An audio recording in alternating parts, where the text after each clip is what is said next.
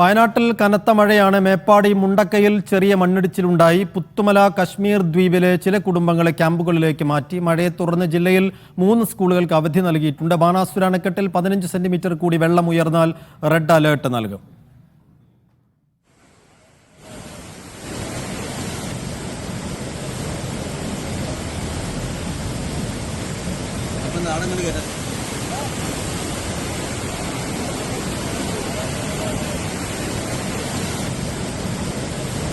അനീസ് അലി വിവരങ്ങൾ നൽകും വയനാട്ടിൽ നിന്ന്.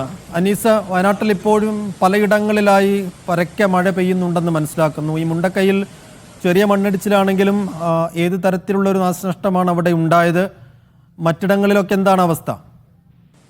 മേപ്പാടി മുണ്ടക്കൈ ചൂരൽമല ഭാഗങ്ങളിലാണ് ഇന്നലെ രാത്രി ശക്തമായ മഴയുണ്ടായത്. ഇന്ന് നേരം പുലർന്നതോടുകൂടി മഴയുടെ ശക്തി കുറഞ്ഞിട്ടുണ്ട്.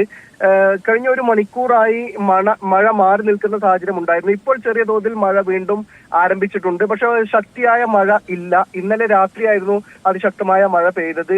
ഈ മുണ്ടക്കൈ ഭാഗത്ത് മണ്ണിടിച്ചിലുണ്ടായത് കാട്ടിനുള്ളിലാണ്, ജനവാസ കേന്ദ്രത്തിലല്ല. ഒരു ചെറിയ മണ്ണിടിച്ചിലാണ്. കഴിഞ്ഞ ദിവസം മണ്ണിടിച്ചിൽ ഉണ്ടായിരുന്നതിന്റെ സമീപ പ്രദേശത്ത് തന്നെ ചെറിയ രീതിയിലുള്ള ഒരു മണ്ണിടിച്ചിൽ ഉണ്ടായതാണ്. ഈ ഭാഗത്ത് തന്നെയാണ് 3 സ്കൂളുകൾക്ക് അവധി നൽകിയിട്ടുള്ളത്. ജില്ലാ ഭരണകൂടം പ്രഖ്യാപിച്ച അവധിയല്ല, അതത് സ്കൂളുകൾ തന്നെ വിദ്യാർത്ഥികളുടെ ബുദ്ധിമുട്ട് പരിഗണിച്ചുകൊണ്ട് നൽകിയിട്ടുള്ള അവധിയാണ്. ഏതായാലും ഇപ്പോൾ മഴ ഒരു ആശങ്കപ്പെടേണ്ട സാഹചര്യത്തിൽ ഇല്ല എന്നാണ് ഈ സമയത്ത് നമുക്ക് പറയാൻ കഴിയുക. വൈത്തിരി മേഖലകളിലൊക്കെ ഇപ്പോഴും മഴ പെയ്യുന്നുണ്ട്.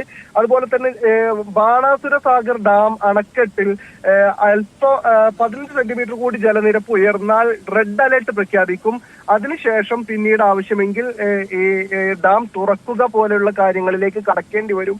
അതുകൊണ്ട് ഡാമിന്റെ പരിസര പ്രദേശങ്ങളിലുള്ള ആളുകളോട് ജാഗ്രത പാലിക്കാമെന്ന് ജില്ലാ ഭരണകൂടം അറിയിച്ചിട്ടുണ്ട്. സൈഫുദ്ദീൻ, വയനാട്ടിലെ അവസ്ഥയാണ് അനീസ് അലി നൽകിയത്. ഇന്നലെ രാത്രിയും ഇന്നലെ പുലർച്ചെ വരെ നല്ല മഴ വയനാട്ടിൽ പലയിടങ്ങളിലായി ഉണ്ടായിരുന്നു. പക്ഷേ ഈ സമയം ചെറിയ ശമനമുണ്ട് എന്നുള്ളതാണ് മനസ്സിലാക്കുന്നത്.